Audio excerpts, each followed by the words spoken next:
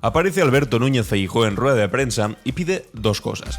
La primera, la dimisión del presidente del gobierno Pedro Sánchez, argumentando que nunca había habido tanta corrupción en el gobierno de España, olvidándose por supuesto de los tiempos de M. Rajoy, ¿quién será ese?, me pregunto yo, y de ser condenado a título lucrativo, de pagar la sede con dinero en B, etcétera, etcétera.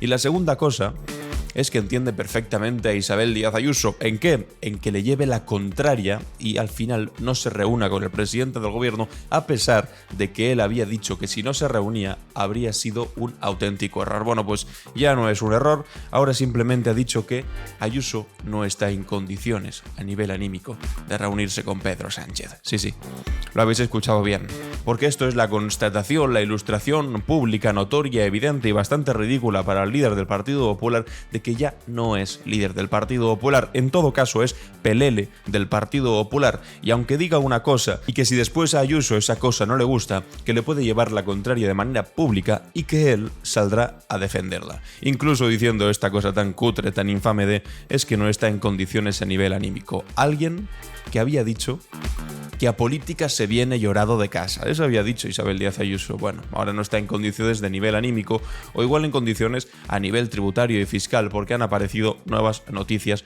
sobre su novio. Es que resulta que parece ser que se desgrabaron alguna parte de algunas vacaciones que hicieron juntos en 2021. Enseguida lo vamos a ver. ¿Sabéis qué ha dicho también Isabel Díaz Ayuso? Y también, por supuesto, Miguel Ángel Rodríguez, al que le he contestado, y enseguida vamos a ver la respuesta. Que España, agarraos, es un estado policial. No cuando tenía el Partido Popular la Operación Kitchen abierta para perseguir a rivales políticos, no cuando llevaban a cabo la Operación Cataluña o fomentaban la policía patriótica para espiar a rivales políticos como los de Podemos, no. Estado policial es ahora porque resulta que todos conocemos que su novio es un chanchullero y que ella le está defendiendo desde las instituciones de todos. Pero estado policial, por supuesto, Isabel Díaz Ayuso. ¿Qué pasa? Pues que además una jueza ha dicho que con el novio Ayuso que igual no solamente hay suficiente con el asunto del fraude fiscal, sino que se va a empezar a investigar una compra algo turbia. Y es que compró una empresa a la mujer de un alto directivo de Quirón, siempre según las últimas noticias, por supuesto, por $500,000. Una empresa que, agarraos, facturaba al año, 30.000 euros y él de repente pagó 500.000.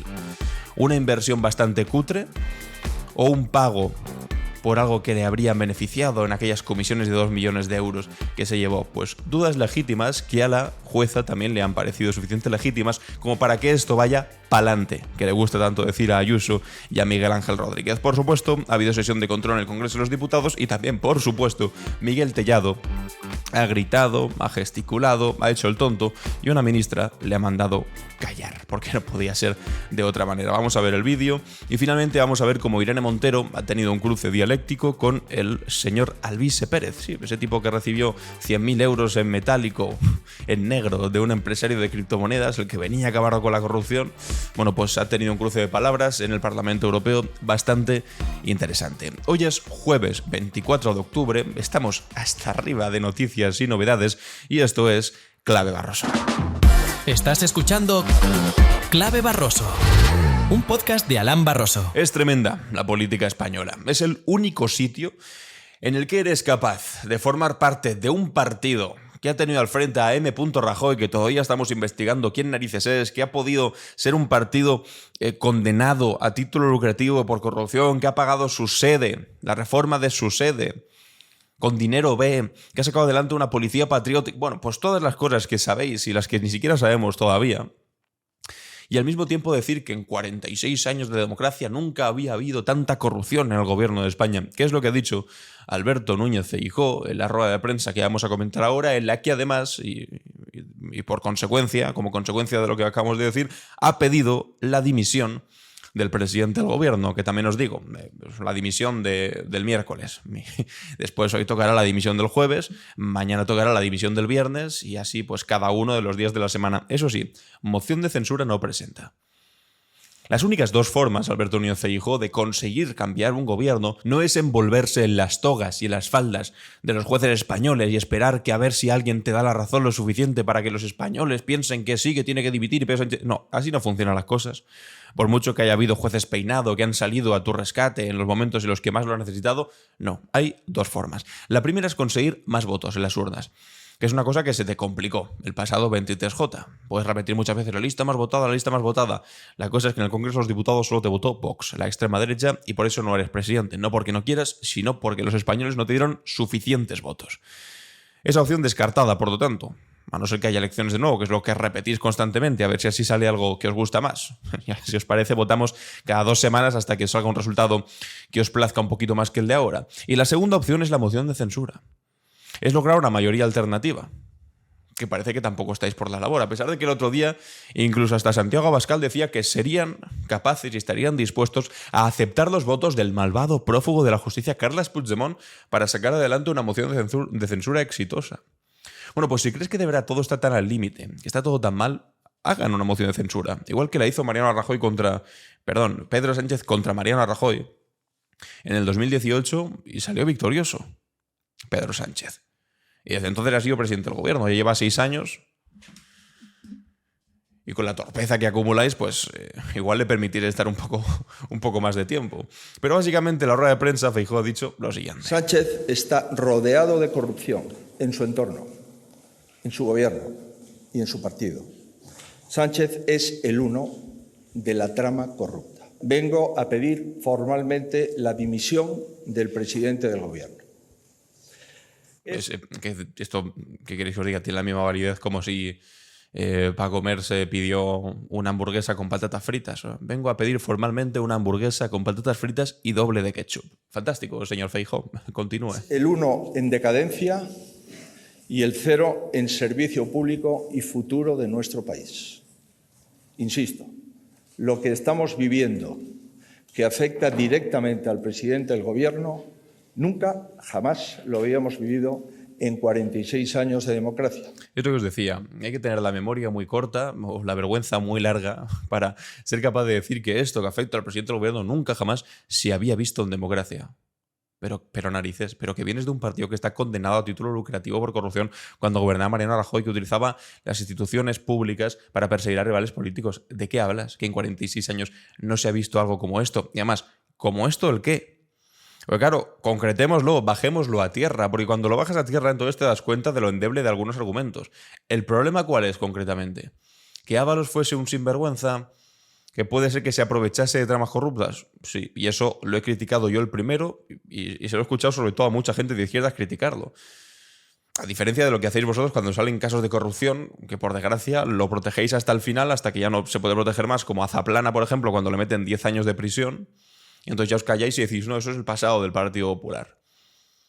Pero por fortuna ahora con Ábalos, por ejemplo, que es igual lo más grave que hay, que no niego la gravedad del asunto, por supuesto. Pero por fortuna, en el momento en el que se conocieron las primeras informaciones, lo chutaron del partido, lo chutaron del grupo parlamentario, lo dejaron completamente de lado y ahí está fuera. El tipo, fuera. Ojalá se hubiese actuado no con la misma contundencia, sino con una 10ª parte de contundencia con la gran cantidad de casos que tiene el Partido Popular. Bueno, pues ya sabéis que no se ha hecho de esa manera. Después, lo de Begoña Gómez. Bueno, pues me gustaría que concretasen a nivel monetario qué caso de corrupción hay en torno a Begoña Gómez, porque todavía no lo dicen. Yo cuando hablo del novio Ayuso, puedo decirlo con números encima de la mesa. Defraudó 350.000 euros de una comisión de 2 millones de euros. Se inventó facturas falsas. Lo ha aceptado en un correo electrónico. Con el hermano recibió 286.000 euros de comisión por venta de mascarillas. Zaplana, ¿cuántos eran? 10 millones de dinero público en testaferro. O sea, se pueden decir cosas. De dinero público no, de dinero que había recibido a cambio de manejar en lo público cerca de lo que le interesan a algunos empresarios. Alvise, 100.000 euros en metálico encima de la mesa. O sea, se pueden decir números. Ellos nunca dicen números. Simplemente dimisión, la peor corrupción. No concretan. ¿Por qué no concretan? Hombre, porque seguramente se les hace difícil eso de concretar. Además, teniendo en cuenta la noticia de última hora de estos días, que resulta que pusieron una querella por financiación legal el Partido Popular contra el Partido Socialista en la Audiencia Nacional, basado en unos recortes de prensa de The Objective que entrevistaban a unos empresarios con la cara pixelada y la voz distorsionada, y resulta que la Audiencia Nacional ha dicho, miren, no, O sea, no vamos a aceptar una querella en base a un recorte de prensa sin pruebas explícitas ni ningún tipo de evidencia. Y se la han tumbado. El peor caso que nunca. Y presentas una querella y en 2 días te la tumban de lo cutre que es. Hombre. Y por mucha información que hubiese salido en los últimos días, en las últimas semanas, o por la que queda por salir, no podemos acostumbrarnos a vivir en esta situación de putrefacción de la presidencia del gobierno. Putrefacción. No. Hombre, lo más putrefacto aquí seguramente es Feijóo, sobre todo teniendo en cuenta lo que vamos a escuchar ahora. Vamos ya directamente, bueno, aquí les recordaba a Julen Boleyn, hola Alberto Núñez Feijóo, pequeño recordatorio de que la Audiencia Nacional ha condenado hasta 3 veces al PP por beneficiarse de la Gürtel, lo que dice que no tiene precedentes en la democracia. Pero si hablamos de putrefacción, vamos a escuchar esta pequeña y rápida opinión de Alberto Núñez Feijóo sobre si reunirse o no reunirse con el presidente del gobierno. Aunque lo desprecies, por supuesto, vamos a escucharlo. Vox dicen con... Por supuesto, este es vídeo de hace un tiempo. Que usted es nacionalista gallego. Efectivamente, en los últimos días ha dicho que yo era como el presidente Torra, ¿no? Bueno, hombre, a mí si el presidente del gobierno me convoca en Moncloa, le puedo asegurar que voy. Si el presidente del gobierno me pone un día para ir a Moncloa, salvo que esté en una unidad de cuidados intensivos, yo asisto. El señor Sánchez es mi presidente de gobierno. Yo no estoy de acuerdo con él, ni con lo que hace, ni con sus coaliciones. Y está bien, es fantástico eso, porque eso se trata de la política, de estar en desacuerdo con el presidente del gobierno, de ser oposición. Está bien, pero al mismo tiempo tienes la lealtad institucional para decir, si me invitan, voy. Pero si el presidente Sánchez me llama para acudir a Moncloa, yo desde luego estaré en Moncloa a la hora que el presidente Sánchez me cite, porque es mi obligación. Porque es mi obligación. Y yo no soy como el presidente Torra, ¿os acordáis? El presidente de la Generalitat de Cataluña, independentista, que no acudía a las reuniones con los presidentes del gobierno, con el presidente Pedro Sánchez. Dice, yo, a no ser que esté en la UCI, la unidad de cuidados intensivos, yo voy a estar ahí porque es mi presidente, aunque no esté de acuerdo con él. Claro, esta opinión la emitía antes de la putrefacción, me refiero dentro de la dirección del Partido Popular, antes de que se convirtiese simplemente en una especie de ornamento, de decoración, para evitar que alguien piense que en el Partido Popular no hay líder, pero es que efectivamente no hay líder. Esto es lo que decía Feijóo cuando era libre. O incluso hace un mes volví a repetir lo mismo pensando que igual Ayuso le iba a hacer algo de caso, pero finalmente pues lo hemos comentado aquí ya largo tendido en el podcast y en 1000 vídeos que he subido por otros lados, que básicamente Feijóo dice una cosa, Ayuso le lleva la contraria y Feijóo ¿qué hace? ¿Reafirmarse la cosa que dijo en primera instancia? No, le da la razón a Ayuso. ¿Por qué? Porque no se atreve a plantarle cara, porque la última persona que plantó cara ya sabéis cómo terminó. Fuera del partido, con patitas en la calle. Terminó fuera, completamente denostado. Y todo el mundo olvidado de él. Entonces Feijóo sabe lo que hay. Entonces no se atreve a decirle ni mu. De hecho, lo que dice es lo siguiente, mucha atención. Se insiste en que es una corrupta y a su familia se le llama delincuente confeso. ¿Cómo no voy a entender que en estas condiciones cualquier persona, simplemente desde el punto de vista anímico, no está en condiciones para poder tener una reunión con el responsable? Habéis escuchado bien. Desde el punto de vista anímico, Ayuso no está en condiciones de tener una reunión con el responsable de esas palabras, de haber insultado gravemente a su familia, como de haber llamado delincuente confeso a un tipo que confesó haber cometido un crimen. Pero ¿qué desfachatez es esta? ¿A quién se le ocurre decir en voz alta que una persona que confiesa un crimen es un criminal confeso, un delincuente confeso? Sí, un crimen no, perdón, un delito. Ya me he venido arriba. El crimen en todo caso podríamos decir que son los 7.291 víctimas de las residencias, que es tema aparte, aunque debería ser tema principal, porque es bastante más grave lo de las residencias, y 7.291 personas y todas sus familias, que lo de un novio sinvergüenza que estafa Hacienda. Pero bueno, una persona que acepta y que dice ciertamente se han cometido 2 delitos, que lo dice su abogado, no se le puede llamar delincuente confeso. Y por lo tanto entiende perfectamente que Ayuso no está en condiciones a nivel anímico, a pesar de que hacía 3 semanas él había dicho tenía que ir. Entonces ya se le había llamado delincuente confeso. Entonces ya se había dicho de absolutamente todo. Y sobre todo tengamos en cuenta, Ayuso, que ahora dice que no va a reunirse con Sánchez porque le han insultado, había llamado a Pedro Sánchez caudillo, dictador, mafioso, estalinista, caradura, violento, inhumano, socio de ETA, que te bote chapote. Y la fantástica, la principal, de la que están más orgullosas porque se han hecho camisetas, chapitas y tazas, la de me gusta la fruta, que era llamar hijo de... al presidente del gobierno, ¿me entendemos? Pero no está en nivel anímico, claro. Pues entonces Pedro Sánchez, ¿qué podría decir? Que tampoco está en nivel anímico, pero desde hace 2 años que no está en nivel anímico de reunirse con una cara dura como Ayuso, y sin embargo le invita igualmente. Porque es lo que tiene, la institucionalidad. Que no se lo tengo que explicar ni a vosotros ni al señor Feijóo, porque Feijóo lo sabe, porque se lo acabamos de escuchar en un vídeo cuando hablaba cuando era libre, cuando tenía libertad de decir lo que quisiera. Bueno, pues yo cuando escuché esto y cuando leí el titular de no está en condiciones a nivel anímico Ayuso, ay, pobrecita, Feijóo ya justificándolo completamente lo que hace Ayuso, llevándolo a la contraria y asumiéndolo, dije, Feijóo acepta públicamente que es un pelele de Ayuso y que le marca la agenda. Además, la justifica diciendo que no está en condiciones a nivel anímico de ir a una reunión con Sánchez, la que decía que a la política se viene llorado de casa. Y es que esto lo dijo Isabel Díaz Ayuso. ¿Cuándo lo dijo? Pues cuando Sánchez se tomó aquellos 5 días de reflexión, que parecía que igual iba a dimitir porque justo fue cuando empezó todo el asunto con Begoña Gómez, que el juez Peinado admitió a trámite aquella querella cutre de The Objective, que ahora sabemos, con noticias falsas que ya han sido condenadas. Es que el tiempo, pues al final a algunos les da la razón. Bueno, pues en aquel momento Ayuso dijo esto. Cada vez que viene a esta Cámara intentando una y otra vez destrozarme a mí, a mi familia, a mi entorno, créame, no me afecta lo más mínimo. Pero lo sí que veo que le pasa a usted, por eso le repito, a la política se viene llorado de casa. Y si no ocurre... A la política se viene llorado de casa, le dijo a Mónica García, se lo volvió a repetir al presidente del gobierno también cuando aquellos 5 días de reflexión, y ahora resulta que después de esa tontería, además de esa, a la política se viene llorado de casa, no, mira, perdona, en política puedes llorar igual que en todos los lados. Somos seres humanos, tenemos sentimientos, somos sentimientos y tenemos seres humanos, que diría el señor Mariano Rajoy en su época, M. Rajoy. No, que no vaya a ser que alguien descubra quién es M. Rajoy a estas alturas. Pues yo creo que sí, que podemos tener sentimientos en política, que puedes llorar en política, te pueden doler las cosas, ojo.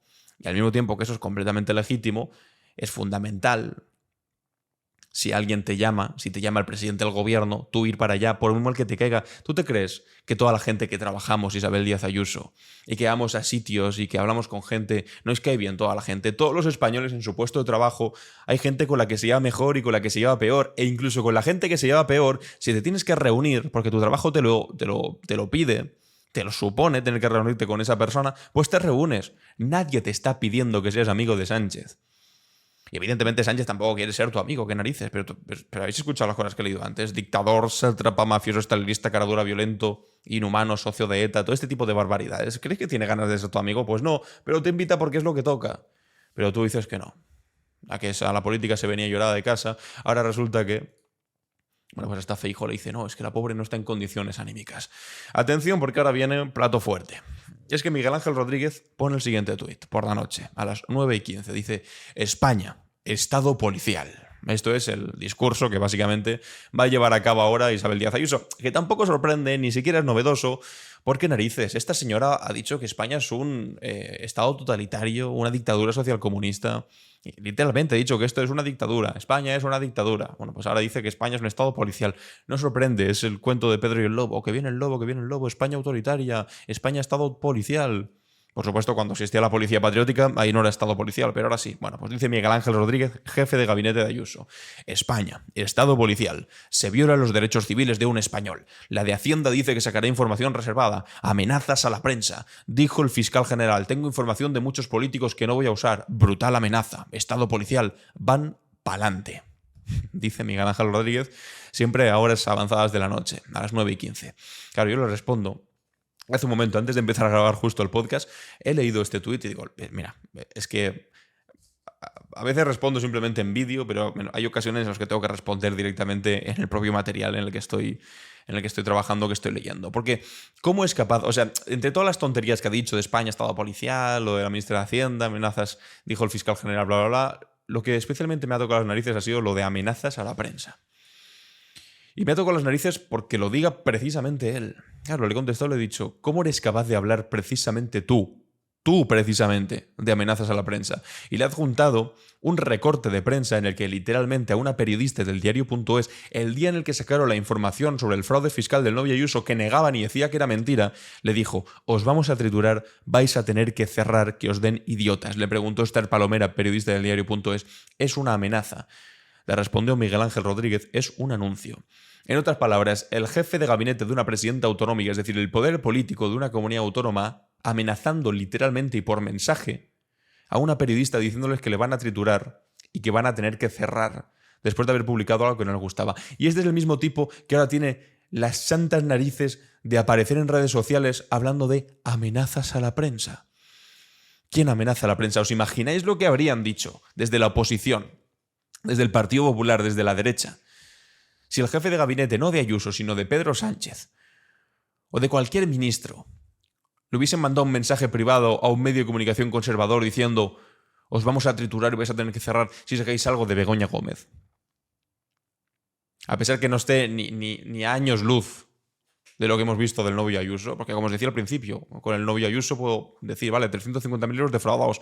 Con la mujer de Pedro Sánchez no dicen nada. No ponen datos encima de la mesa. Dicen, ay no, tráfico de influencias, corrupción en los negocios. Sí, concrétalo. Lo único que hay de momento en el sumario del juez Peinado son que cobró 4.000 euros al año al frente de la Universidad Complutense de Madrid. 4.000 al año. Vamos, compáralo con los 350.000 euros defraudados de una vez, de una sentada.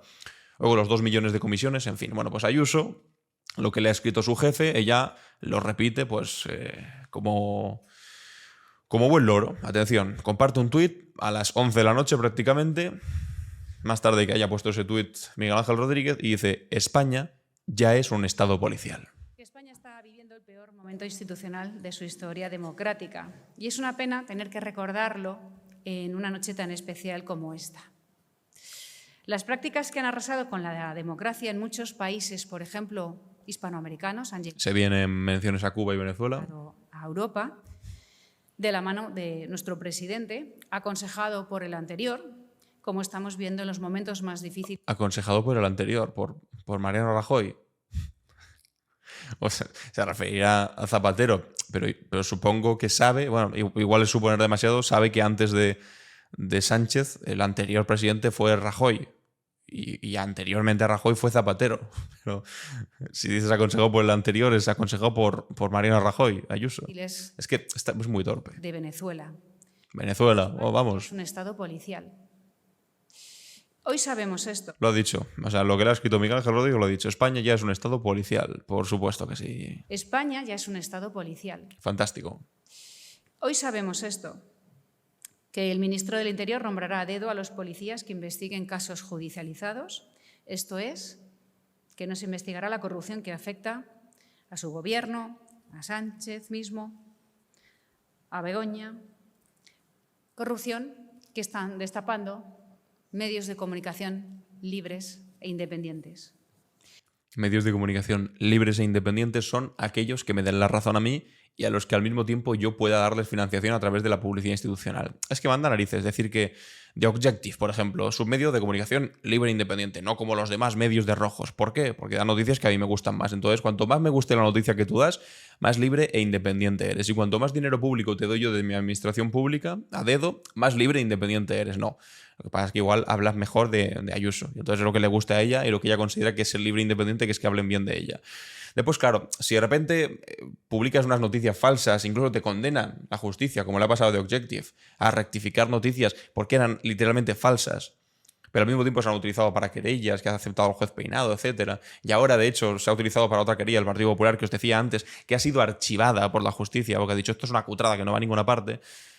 Entonces igual, pues no sé, se te tendría que caer la cara de la vergüenza a la hora de decir que esos son precisamente libres e independientes, pero no. Sigue diciéndolo y bueno, continúa con su discurso de que España es un estado policial, bla, bla, bla. ¿Por qué dice que España es un estado policial? Bueno, pues seguramente para desviar la atención de lo que hemos conocido. El día de ayer conocemos, primero, esto es lo primero que conocimos en el día de ayer, que Alberto González Amador intentó desgravarse gastos de sus vacaciones con Isabel Díaz Ayuso, con la presidenta. O sea, esto ya no es básicamente una cosa que hizo él solo, porque en el podcast de ayer vimos cómo se había desgrabado la reparación de un Porsche, cómo se había comprado pelotas de pádel, cómo se había comprado champú, H&S, anticaspa, cómo se había comprado hilo dental, cómo se había comprado incluso un saxofón y cosas para limpiar el saxofón y boquillas de saxofón. Bueno, pues eso era una cosa que él hacía solo para intentar desgravarse dinero. Pero resulta que además de eso, cuando se iba de vacaciones, y aquí tenemos las facturas, todo esto es de las 17 reuniones que seguramente tuvo con con Hacienda, a la que le preguntaban, oye, ¿cómo puede ser que hayas pasado de facturar con tu empresa 300.000 euros a 2 millones de un año para otro? Y yo decía, no, se hacían longuis y presentaba facturas falsas. Bueno, pues al final se le han vuelto en contra las facturas falsas, que ya está esto todo judicializado y evidentemente pues se reparte las partes y demás. Y después dicen, no, ¿cómo se ha filtrado esto? Hombre, porque está judicializado. ¿Qué queréis que os diga? Bueno, pues aquí vemos dos pagos. Uno a un coche en Zagreb y otro coche en Creta. Dos coches de alquiler que sumaban 1.000 euros para unas vacaciones en 2021 con Isabel Díaz Ayuso, que pagó 1.000 euros. ¿Pagó 1.000 euros a través de qué? A través de su empresa, Maxwell Cremona. Es decir, para intentarse desgravar una cosa que no tiene que ver con su actividad comercial, con su actividad privada, sino que tiene que ver con sus vacaciones. Tú como autónomo intenta desgravarte, yo qué sé, el Internet. Mételo 20, 25, 30 euros del Internet para desgravártelo como autónomo. Te va a venir Hacienda y te va a decir no. O te va a venir antes tu gestor y te va a decir no, esto no te lo van a meter. Pues imagínate si tenemos problemas los autónomos para desgravarnos el Internet. Imagínate este tipo para grabarse 2 coches de alquiler de vacaciones en Creta y en Zagreb, en Croacia. Y al mismo tiempo vemos, y esto es un poco más grave, que justamente en esos días coincide que la Comunidad de Madrid pagó con dinero público la sala de autoridades del aeropuerto de Madrid. Es decir, precisamente hasta Atenas y hasta Zagreb, que es donde se habían ido. 145 euros. Que pagamos de dinero público para que Ayuso pueda irse de vacaciones y estar en la sala de autoridades antes de partir desde Madrid. Desde el aeropuerto de Barajas, imagino. Con dinero público se lo pagábamos. Bueno, pues esto no es suficiente, sino que después nos enteramos de lo siguiente. Noticia de la SER. La jueza estima el recurso del PSOE más Madrid y amplía la investigación abierta al novio de Ayuso por fraude fiscal y falsedad documental. ¿De qué se trata concretamente esto? Bueno, pues aquí hice un pequeño resumen, por resumir. El novio de Ayuso pagó 500.000 a un alto cargo de Quirón por una empresa que facturaba menos de 30.000 euros. Inversión absurda o pago turbio. De momento una jueza ha dicho que va para adelante, como dice Miguel Ángel Rodríguez y como dice Ayuso, y luego se ofenden cuando la llaman Lady Quirón. ¿Qué está pasando aquí? ¿De qué se trata esto? Bueno, ya sabéis que el novio de Ayuso, a pesar de que diga que no está mal que se le llame delincuente confeso, bueno, pues había aceptado 8 meses de cárcel y pagar 500.000 euros en un pacto que ha estallado al aceptar la jueza estudiar más delitos. ¿Esto quiere decir? Que el novio de Ayuso pues ya quería librarse de esto cuanto antes, no tener que ir a juicio, aceptar hasta 8 meses de cárcel, a él le parecían bien, porque pueden ser bastante más si va a juicio, por supuesto, y una multa de 500.000. Claro, ¿qué pasa? Pues que Más Madrid y el Partido Socialista dicen, no, espera tu momento, porque aquí hay muchas más cosas que parecen turbias. No solamente el fraude fiscal derivado de aquella comisión de 2 millones de euros, sino esta cosa en concreto, que es lo que ahora la jueza parece que está avalando y que dice que aquí hay más que investigar. Y tanto que hay, porque esto ya es turbio y ya implica a gente cercana a la Comunidad de Madrid, porque Quirón ya sabéis que es una contratista privada de sanidad que tiene pues bastantes millones y millones de euros de facturación con Isabel Díaz Ayuso, con la Comunidad de Madrid, y por eso en la oposición de la Comunidad de Madrid pues la llaman la quironesa o la marquesa de Quirón y cosas del estilo. Aunque le enfade, supongo que esto también contribuirá, ¿no?, a su estado anímico por el cual dice Feijóo que no puede reunirse con Pedro Sánchez. Atención a esto. La pareja de Ayuso pagó 500.000 a un alto cargo de Quirón por una empresa que facturaba menos de 30.000 euros. ¿Esto por qué? Alberto González Amador pagó este dinero a Fernando Camino, a la mujer realmente de Fernando Camino, presidente de Quirón Prevención, su principal cliente, amigo. Y hay cosas aquí más raras. Durante estos años, para adquirir una pyme que estaba a nombre de la esposa del ejecutivo y que no tenía empleados ni casi activos y que apenas facturaba 30.000 euros anuales.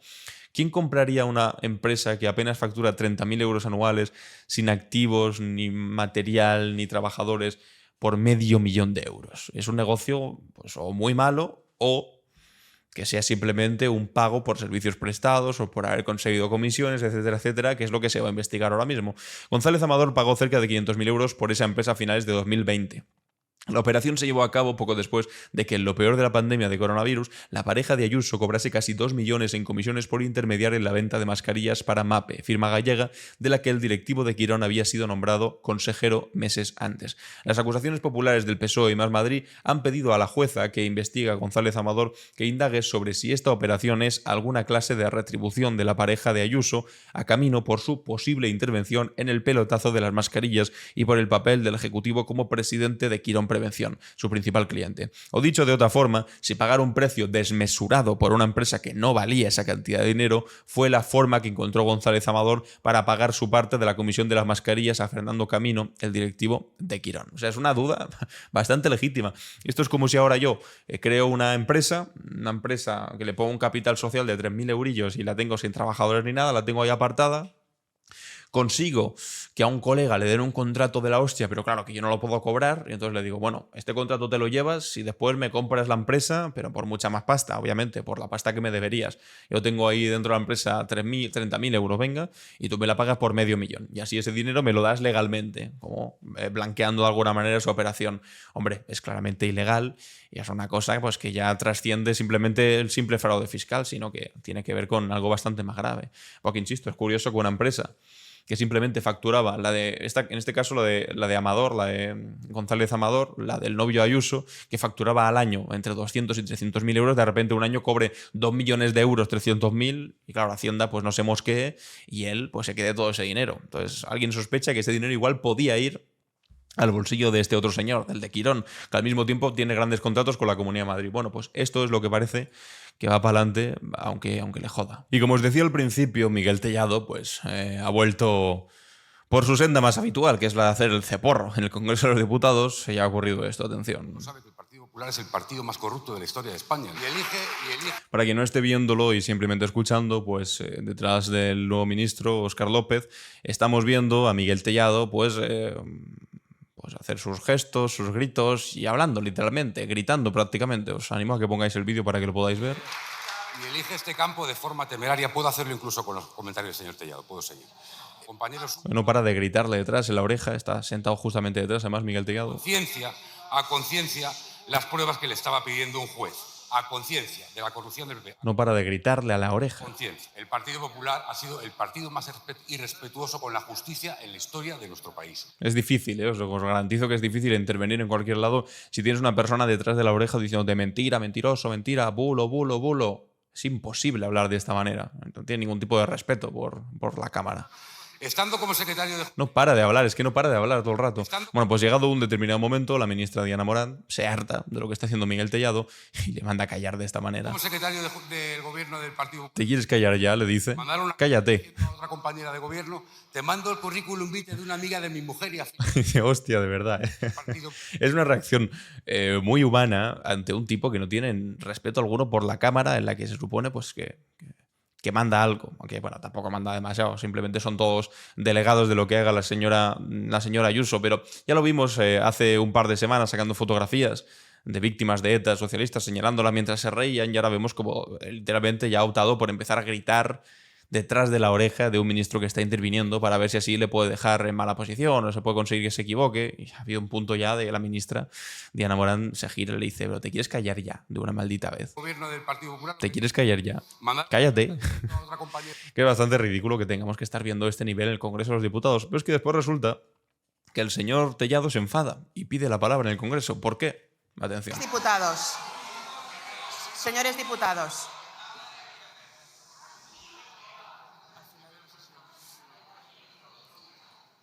Pasamos ahora a tratar la interpelación dirigida al Gobierno. Señor Tellado, ¿por qué artículo me pide la palabra? Presidenta, una cuestión de orden. Yo creo que se están desnaturalizando... No, señor Tellado, ¿por qué artículo me está...? ¿Por qué artículo? No tiene ni idea. Una cuestión de orden. Ahora se gira y dice, ¿por qué artículo lo pido? Decidme un artículo. El 72. Le chivan por detrás y dice, vale, pues el 72. Es que es como un alumno que no ha estudiado, que va a clase con resaca. ¿Cuál es el artículo? El 72. El 72. Yo creo que se están desnaturalizando de forma absoluta las sesiones de control, donde la oposición... Se están desnaturalizando. El tipo que hacía unos minutos estaba gritándole a la oreja a un ministro que estaba interviniendo.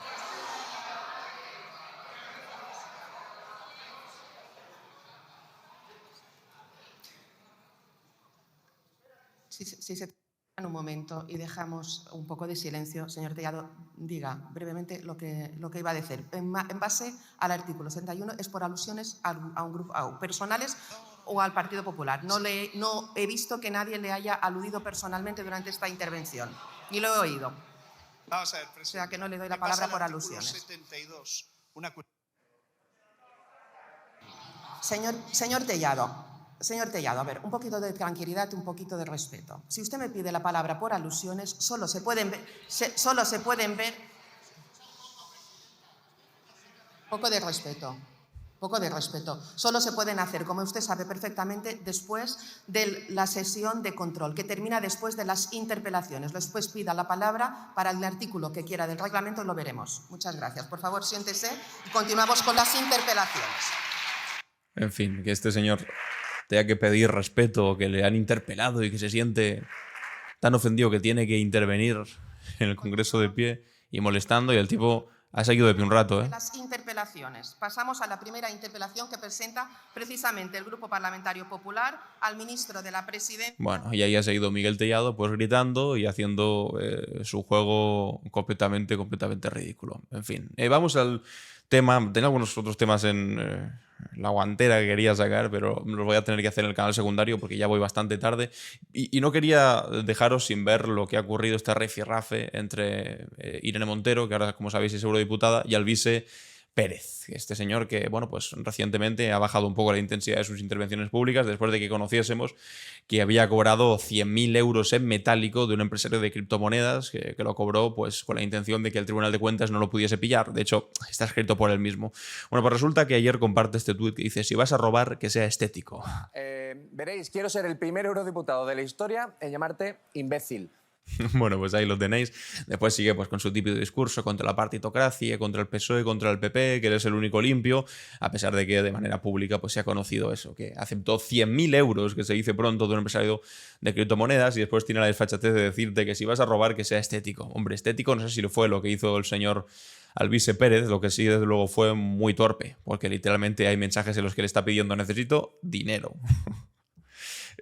¿Conoces de alguna manera a alguien que me quisiese financiar? Le dijo el empresario: podría conseguirte hasta 100.000 euros en metálico. ¿Ves a buscar tal sitio, tal día? ¿Los tienes? Sí, los tengo. 100.000 gracias, le dijo el señor Alvise Pérez. Hombre, igual no está en la mejor posición, ¿no?, para intentar ponerse ahora como referente moral o contra la corrupción, precisamente. Y vamos a escuchar aquí el intercambio que ha tenido en el Parlamento Europeo con Irene Montero. Querida Irene, ¿te considera que se matan más mujeres? Le ha dicho querida Irene al principio. Irene, ¿te considera que se matan más mujeres, matamos más mujeres las personas que defendemos la vida o aquellas que legislan para liberar a los que asesinan y las violan? Diputado, soy diputada, no querida. Quítese un poquito el machismo de la cara. Y lo segundo, si queremos que las mujeres en Europa tengan hijos, hijas o hijes, tenemos que garantizar ¿Cómo le jode eso, el derecho a la vivienda y no regalarles la vivienda de los europeos y las europeas a los fondos de inversión.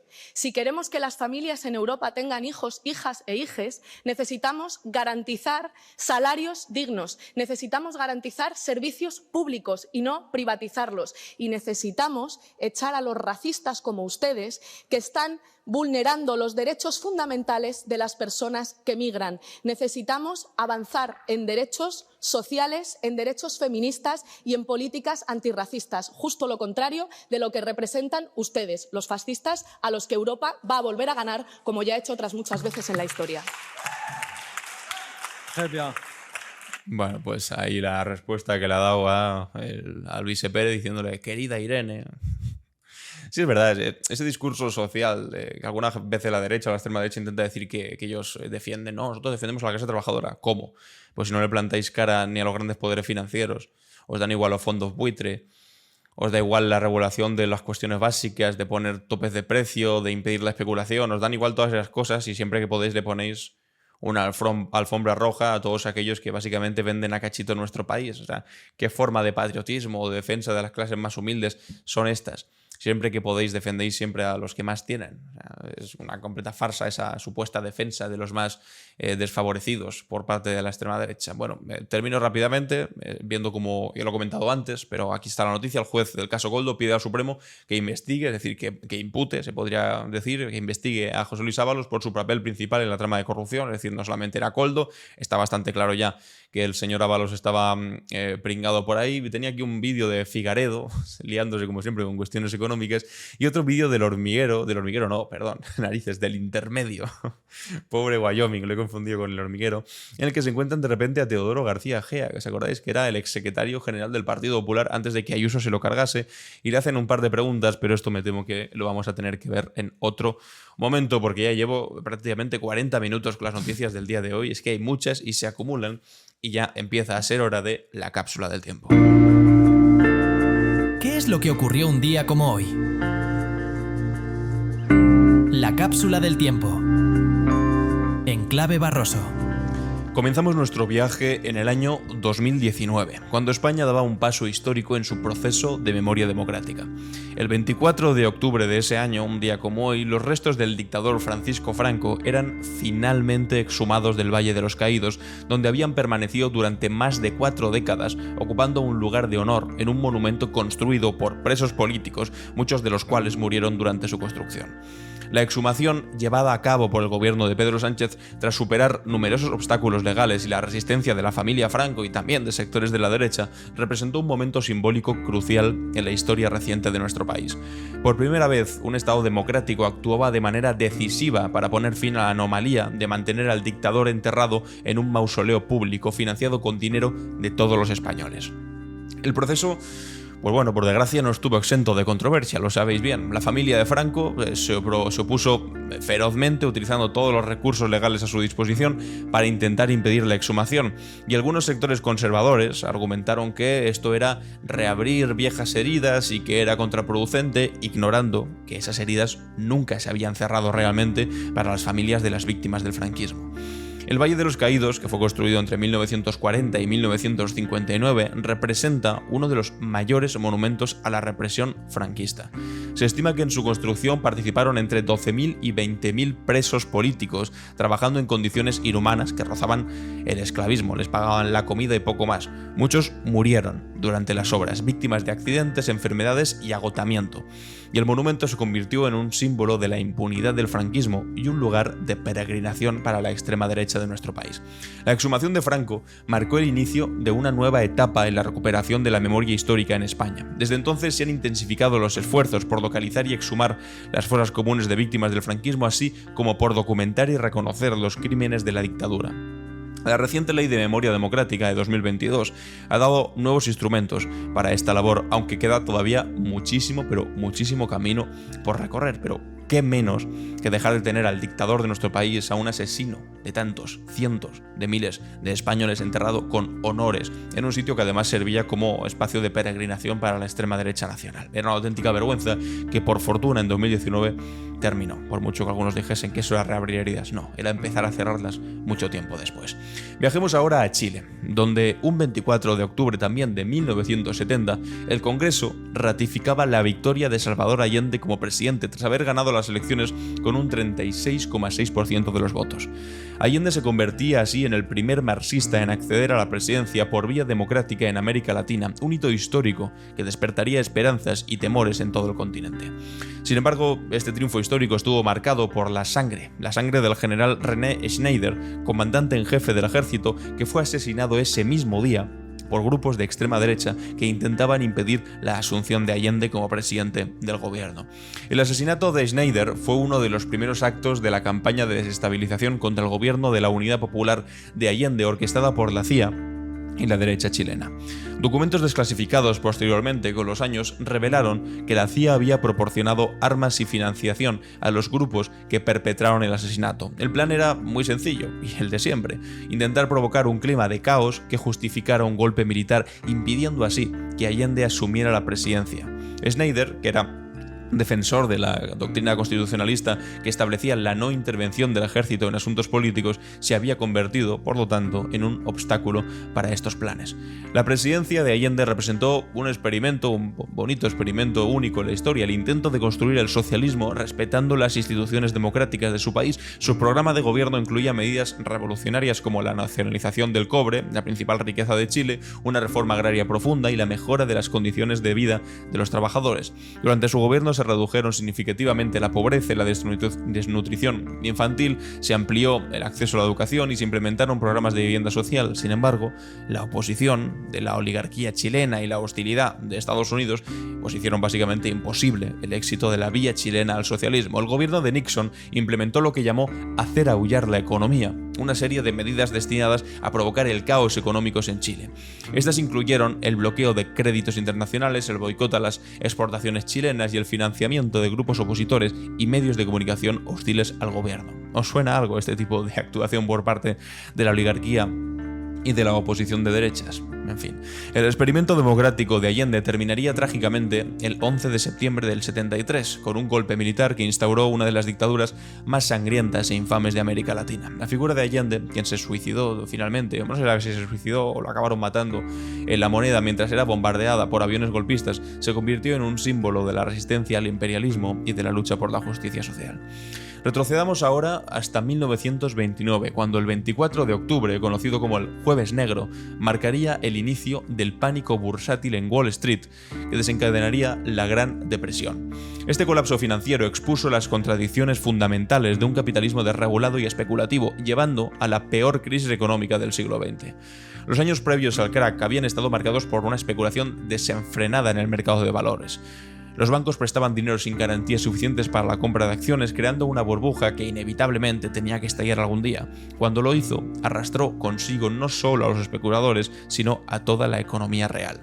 Las consecuencias fueron devastadoras. El desempleo en Estados Unidos llegó al 25%, miles de bancos quebraron y millones de personas perdieron sus ahorros y sus hogares. La crisis se extendió rápidamente a nivel internacional, provocando el colapso del comercio mundial y el ascenso de movimientos fascistas en Europa. La Gran Depresión demostró la necesidad de una mayor regulación efectiva del sistema financiero y de un papel más activo del Estado en la economía. El New Deal de Franklin Roosevelt implementó reformas significativas como la creación del seguro de desempleo, la regulación bancaria y programas de obras públicas para crear empleo.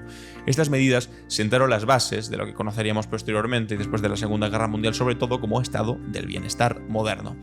Saltemos ahora a 1945, cuando en Nueva York se fundaba la Organización de las Naciones Unidas. Nacida de las cenizas de la Segunda Guerra Mundial, la ONU representó un intento de establecer un orden internacional basado en la cooperación multilateral y la prevención de conflictos. La creación de Naciones Unidas reflejó las lecciones aprendidas del fracaso de la Sociedad de Naciones anterior. Se estableció un Consejo de Seguridad con 5 miembros permanentes: Estados Unidos, Unión Soviética, Reino Unido, Francia y China, con poder de veto, una estructura que ha sido tanto fuente de estabilidad como al mismo tiempo de parálisis absoluta en momentos críticos, como ahora con Palestina e Israel. A lo largo de su historia, la ONU ha tenido éxitos importantes en áreas como la descolonización, la promoción de los derechos humanos y la ayuda humanitaria. Sin embargo, también ha mostrado limitaciones significativas, especialmente en la prevención de conflictos cuando están involucrados los intereses de las grandes potencias. Y finalmente recordemos a Rosa Parks, que falleció un día como hoy, un 24 de octubre, pero de 2005. Parks se convirtió en un símbolo del movimiento por los derechos civiles cuando el 1 de diciembre de 1955 se negó a ceder su asiento a un pasajero blanco en un autobús segregado en Montgomery, Alabama. Lo que muchos desconocen es que Parks no era simplemente una costurera cansada que decidió espontáneamente desafiar la segregación, era una activista experimentada, secretaria de la Asociación Nacional para el Progreso de las Personas de Color local y había recibido formación en desobediencia civil en la Highlander Folk School, un centro para formación de activistas. Su acto de desobediencia civil fue cuidadosamente planificado como parte de una estrategia más amplia del movimiento por los derechos civiles. El posterior boicot a los autobuses de Montgomery, que duró 381 días, catapultó a Martin Luther King al liderazgo nacional y demostró el poder de la resistencia no violenta organizada. Parks, a pesar de todo eso, pagó un alto precio por su activismo. Tanto ella como su esposo perdieron sus trabajos y recibieron amenazas de muerte, viéndose obligados a mudarse a Detroit. Sin embargo, su acto de resistencia inspiró a toda una generación de activistas y contribuyó a cambiar fundamentalmente la sociedad estadounidense. La historia de Parks nos recuerda que el cambio social no ocurre espontáneamente, sino que requiere organización, estrategia y el valor de individuos dispuestos a enfrentarse a la injusticia. Su legado sigue siendo relevante hoy, cuando la lucha por la justicia racial continúa en Estados Unidos y en todo el mundo. Y hasta aquí, amigos y amigas, nuestra cápsula del tiempo. Vamos con la clave internacional. ¿Qué pasa en el mundo?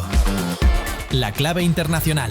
Y vamos a toda velocidad con las cuestiones más relevantes del plano internacional. Ya se lleva viniendo hablando desde hace unos cuantos días, pero resulta que existe la posibilidad, parece que también confirmado por servicios de inteligencia de unos cuantos países, de que habría soldados, más de una decena de miles de soldados norcoreanos, de militares norcoreanos, presentes en Rusia siendo entrenados y con una posible próxima entrada en territorio ucraniano para luchar al lado de los rusos en la invasión de Ucrania. Parece ser que Estados Unidos lo ha confirmado la presencia de soldados de Corea del Norte en Rusia y posiblemente dicen que sea para combatir en Ucrania. La Casa Blanca apunta que si esos miles de militares entran en la guerra serían objetivos legítimos para las fuerzas ucranianas. Esto realmente lo que ilustra es una posible escalada del conflicto y una realidad también que algunos intentan ignorar, diciendo que Rusia pues iba a caer desde el primer momento y que estaba completamente aislada internacionalmente, pero vemos que tiene aliados internacionales, que China pues tampoco lo ha descalificado del todo lo que está haciendo Rusia en Ucrania, que Corea del Norte pues si puede haber un acercamiento con otras potencias como Rusia puede ser a partir de conflictos como estos y además pues bueno que tiene el apoyo no total pero bastante relevante de países como Irán, con Venezuela también tiene buenas relaciones, es decir que existe como un polo alternativo al que otros países como la India, como Brasil tampoco ven del todo con malos ojos, sobre todo por una especie de rechazo a Estados Unidos que en ocasiones es hasta comprensible por la mala actuación internacional que hace los Estados Unidos cada vez que tiene oportunidad, sin ir más lejos con lo que está ocurriendo en Israel, pero esto que está ocurriendo aquí concretamente, de la entrada de un tercer país en esta guerra y concretamente de la polémica Corea del Norte, es bastante relevante. Dice así este artículo del País: Estados Unidos lo ha confirmado hoy, hay tropas de Corea del Norte en Rusia, como ha venido denunciando Ucrania. El secretario de Defensa, Lloyd Austin, así lo ha sostenido en declaraciones a la prensa en Roma. También ha matizado que se desconoce qué misión tienen estos soldados, pero sería algo muy grave si estuvieran preparando para combatir junto al ejército ruso en la guerra de Ucrania. Pocas horas más tarde, el portavoz del Consejo de Seguridad Nacional,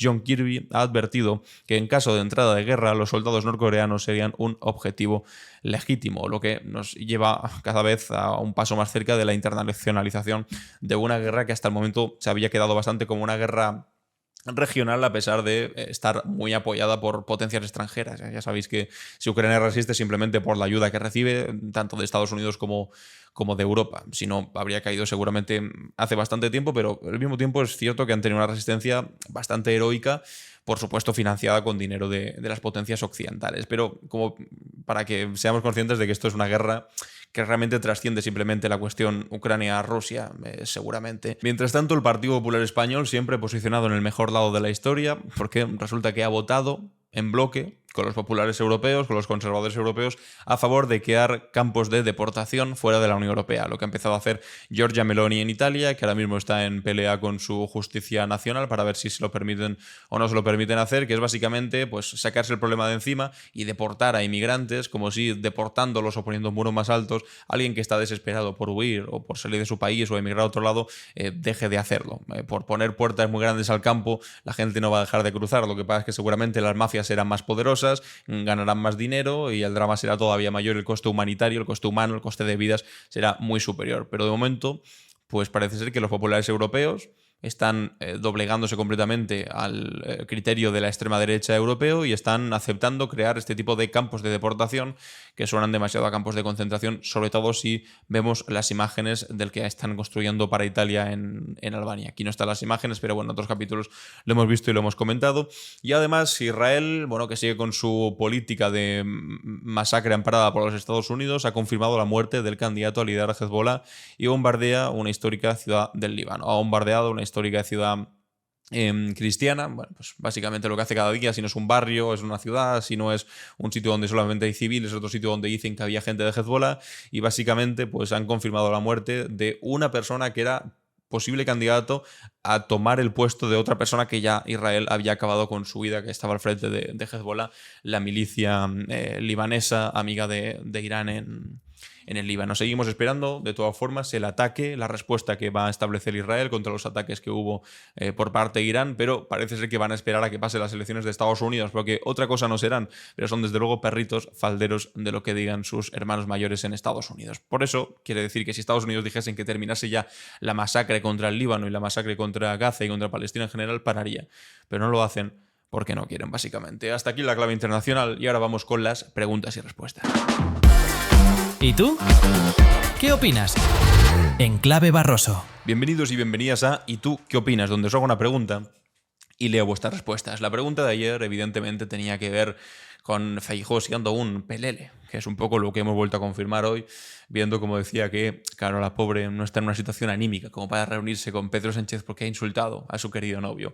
Vamos a leer vuestras respuestas. Miguel dice: el hecho de que Feijóo no solo no diga su verdadera opinión al respecto de la decisión de Ayuso, sino que también la apoyen al 100%, es porque teme su puesto en el Partido Popular. Es evidente y se nota que no le queda mucho, y que si se queda mucho es para hacer lo que hace. 2 puntos, nada. Y respecto a lo de Ferraz, pues qué voy a decir, no me sorprende nada, ya estoy acostumbrado al mediocre nivel de estas protestas llenas de odio y violencia. Es que ayer también vimos que algunos habían vuelto a las puertas de Ferraz, que por cierto ya se les ha quitado el subidón porque hoy no había nadie, excepto pues, los de siempre, que siempre hay algunos rezando ahí, no se sabe demasiado bien por qué. Aquí Belén dice: Feijóo vuelve a Galicia con las manos vacías y como Ayuso no es válida a nivel nacional, puesto que le viene grande el cargo, tendrán que buscar a otro líder. No es mala perspectiva, que Feijóo se canse, vuelva para Galicia, pero para Galicia tampoco puede volver, porque ahora ya hay otro presidente, está Alfonso Rueda, y no creo que tampoco le haga gracia, ahora que es presidente y ya tiene su gabinete más o menos montado, que venga Feijóo y le diga: venga, que te sustituyo. No, Feijóo no puede volver de esa manera a Galicia. Y Ayuso, es verdad que a nivel nacional seguramente no le tienen demasiada estima ni demasiado cariño, y entonces tendrán que buscar a otro líder. Podría ser Juanma Moreno, tal vez esa sea la próxima batalla, ¿no?, en el Partido Popular, entre Juanma Moreno y Ayuso por el liderazgo del partido. Aquí Jiménez dice: creo que dejarán a Feijóo en el puesto como cabeza de turco para que se desangre a la par que intentarán salvar a Ayuso de todo lo que le venga, para que en las próximas elecciones presentar a Ayuso y terminar con Feijóo. Puede ser. Es una jugada a largo plazo, salvo que Feijóo no sirva ni para eso y lo cesen antes de tiempo. Ángel dice: Feijóo es un pelele, me está claro, pero creo que Ayuso lo es también. A mí me da que quien mueve los hilos no es otro que Aznar. Si nos fijamos, Feijóo, Casado y Rajoy son personajes más bien limitaditos, por decirlo suavemente. Ayuso no es tampoco que sea una lumbreras, precisamente. Solo se dedica a insultar y a repetir lo que le sale por el pinganillo o lo que le han preparado en un papel. Pero los unos van de moderados, mientras que la otra, como lo era Aguirre, son mucho más agresivas y transgresoras, entiendo, mucho más trampistas. Y Pedro dice: Feijóo no va a enfrentarse a Ayuso porque acabaría como Casado. La estrategia de Feijóo es esperar que Ayuso se queme sola. No olvidemos los 7.291 ancianos muertos en las residencias de Madrid y los juicios que se pueden abrir por esta causa. De hecho, hay alguna jueza que está abriendo causas con este asunto. En segundo lugar, el juicio que se llevará a cabo contra su pareja, que será muy mediático. Ayuso defendiendo a un presunto delincuente. Si va a la cárcel, se acabó el futuro político de la presidenta de Madrid. Y es verdad que tal vez Feijóo lo pueda fiar todo eso, a que no le vaya demasiado bien. Es verdad que cuando Ayuso unió su futuro político al futuro judicial de su novio, hombre, pues era previsible que no le fuese a salir demasiado bien ese asunto. Estaremos muy pendientes, y ahora la opinión que me gustaría leeros para mañana, recordad R, 2 puntos y me ponéis la respuesta, o respuesta 2 puntos y vuestra opinión, es un poco sobre el mismo asunto, pero ya con todo actualizado, y es con la constatación, no como ayer que lo habíamos visto pero a medias, ahora ya con la constatación de esta vergüenza de ver a Feijóo diciendo que, claro, que la pobre no está en situación anímica como para reunirse con Pedro Sánchez, con una persona a la que ella había llamado pues felón, dictador, mafioso, stalinista, cara duro, violento, inhumano, socio de ETA, etcétera, etcétera, pero es ella la que no está en condiciones sentimentales de ir ahí, anímicas, cuando ella misma era la que decía que a política se venía llorado de casa. ¿Qué opináis sobre esto? Y si, como me pasa a mí, os da cierta lástima ya Feijóo, porque es la constatación más evidente de que no manda, pero en absoluto, 0%. En el Partido Popular se ha convertido en un puro jarrón decorativo. Ya está, en el tapón de una botella que en cualquier momento será desechada para que pueda pasar por ahí Isabel Díaz Ayuso o quien sea, o Juanma Moreno. También podéis decir quién creéis que será el sustituto. Pues hasta aquí, amigos y amigas, el capítulo del podcast de hoy. Hoy ha sido jueves 24 de octubre. Yo soy Alan Barroso y esto es Clave Barroso.